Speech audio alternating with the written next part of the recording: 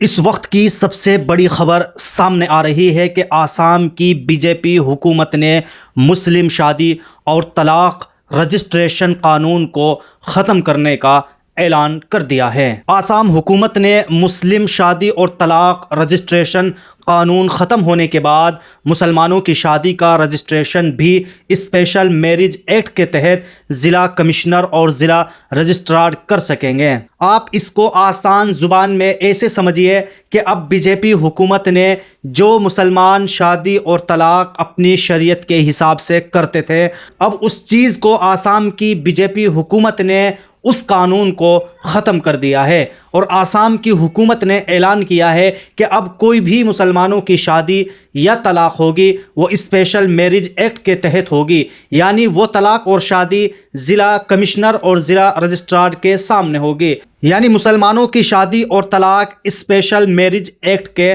تحت ہوگی، جس میں صرف اور صرف سرکار کا قانون چلے گا، شریعت کا کوئی اس میں رول دخل نہیں ہوگا۔ جیسے ہی آسام کی بی جے پی حکومت نے اس قانون کو ختم کیا، اس کے بعد بدر الدین اجمل کا بھی بیان سامنے آیا ہے۔ مسلمانوں کو بھڑکا کے اپنا ووٹ وہ لوگ پولرائز کرانا چاہتے ہیں، جو مسلمان نہیں ہوتے۔ اصل پہلے 3 طلاق، اس کے بعد یہ اور بھی بہت کچھ ہے۔ آسام میں یو سی سی لانے کا ایک پہلا سٹیپ ہے، یو سی سی لانے کا پہلا سٹیپ ہے۔ تو آپ سب نے سنا کہ بدر الدین اجمل نے صاف اپنے بیان میں یہ بات کہی ہے کہ یو سی سی قانون کو لاگو کرنے کے لیے یہ بی جے پی کا آسام میں پہلا قدم ہے۔ بدر الدین اجمل نے یہ بات بھی صاف کہی ہے کہ مسلمان ایسا کبھی بھی نہیں ہونے دے گا، اور یہی نہیں بلکہ اس قانون کے بعد بی جے پی آسام میں ختم ہو جائے گی۔ تو آپ کو بتاتے چلے کہ اس قانون کو لے کر مراد آباد کے سانسد حسن کا بیان بھی سامنے آیا ہے۔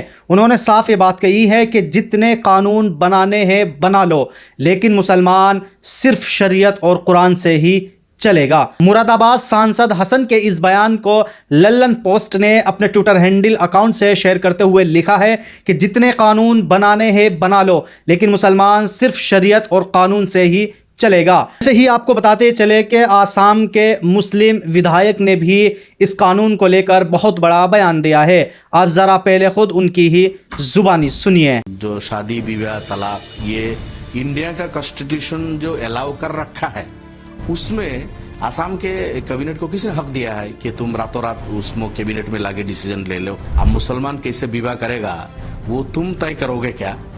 مسلمان کیسے بیوہ کرے گا وہ تو اسلام دھرم میں جو دیا ہوا ہے۔ تو آپ سب نے سنا کہ آسام کے مسلم ودھائک نے صاف یہ بات کہی ہے کہ کیا اب مسلمان بی جے پی کے قانون کے مطابق شادی کرے گا یا مسلمان بی جے پی کے قانون کے مطابق طلاق دے گا؟